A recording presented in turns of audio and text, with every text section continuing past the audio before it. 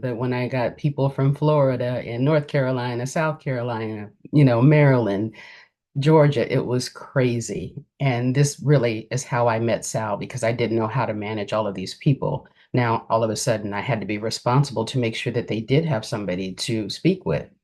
So when I met Sal and he told me about his program and the network of attorneys all across all 50 states, that was really the answer for me. So, Sal and I got together, we came up with a plan and put things together. And how is the family taken care of beyond just an estate plan? These families have these estate plans, they put them in place, they get their trust, they put their assets in it, right? They're not going to do it on their own. They need us, they need you to make sure that there's a continuum happening so that they're alerted, hey, you still didn't do this with this trust, with this deed. We need to make sure it gets done. That's post plan servicing. That's why they're paying us. During the process, the subject will come up. I bring it up. It's like, hey, you're doing this trust for what purpose? Well, we're doing it because we want to make sure that money will continue for that legacy play to our children, to the next generation. And it's just common sense that, well, that may not happen. And why may it not happen? It may not happen because they will what? Run out of money. And they will run out of money for various reasons. I'm not going to go into that. But if you're paying good money for a good plan, don't you want to make sure that your trust has money left to pass? Or you don't? Because if you don't, you just wasted your money. There must be a trust sustainment package included. And that's the work that we do. We model what their income is going to be. We look at how long that may last, and then we maximize that. And there's no one better at doing that.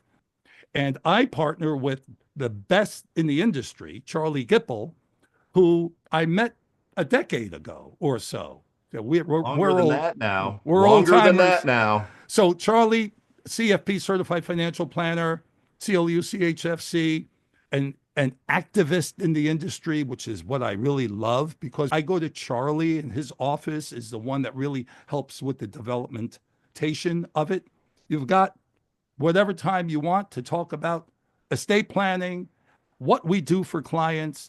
And really, people have asked me, Sal, we love you. We believe you. I trust you. I get text from them, but I'm not going to be here forever. Yep.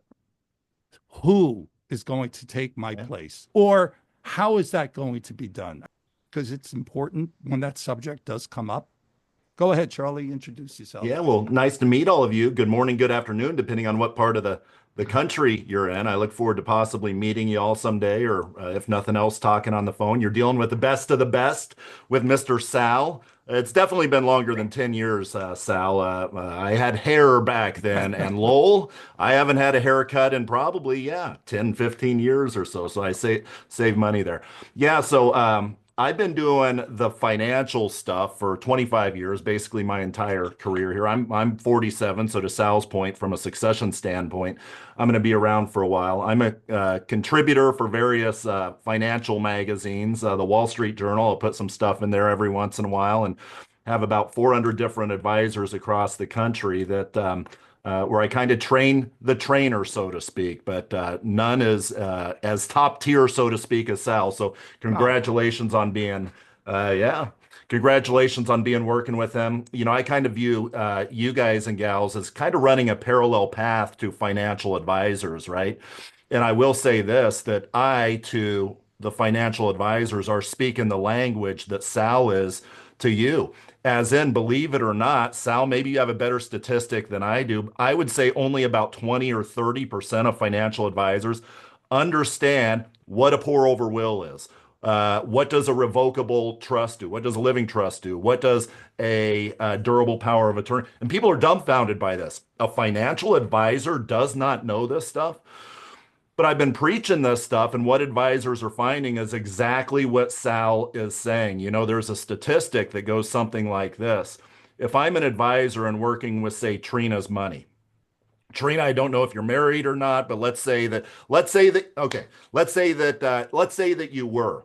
And if I had the relationship with Trina and if she passed away, but I never knew her spouse, her husband never knew me, where does all of that money go once that husband gets Trina's money? Not to me. It leaves my management and it goes to Edward Jones or somebody else. But by this trust situation here, you have all of the assets, you have all of the control. You are the center of their entire asset pick, not just money picture with you guys, it's real estate as well. So it's a very parallel conversation that I have on a daily basis with my advisors that is taking place right here with you guys and gals. But long story short, yeah, I've been doing this for 25 years. I am a fiduciary, I'm a CFP, and I have about 400 different advisors across the country. If you ever want to check out any of my videos, just go to YouTube. I think I probably have a few hundred out there, and you could see the method to the madness. So glad to be a part of the group. We have hundreds of people to get back with, hundreds. We haven't even really touched the tip of the iceberg on this here. You have a great problem there, that's for sure. Oh, it's a great problem, and I think, I know she's not here. Pamela has thought about these things, but I've thought about them 10 years ago. This is not just something that took place 6 months ago. This production has been in development for a decade in various ways. Trina, do you know how many Americans there are in this country? Do you know what the number is? Around 340 million Americans. Think of that. One Wow. out of every 100 Americans have seen her. 1% of the entire American population. So that's cool.